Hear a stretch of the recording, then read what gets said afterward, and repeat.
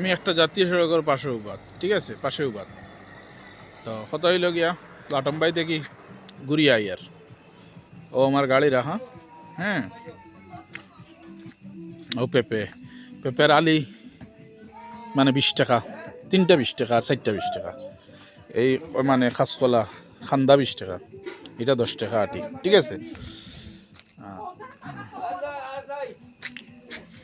ও আমার গাড়ি AR Chowdhury charity foundation, যাত্রাপথ, লাইন লাইন হোটেল আর কি মানে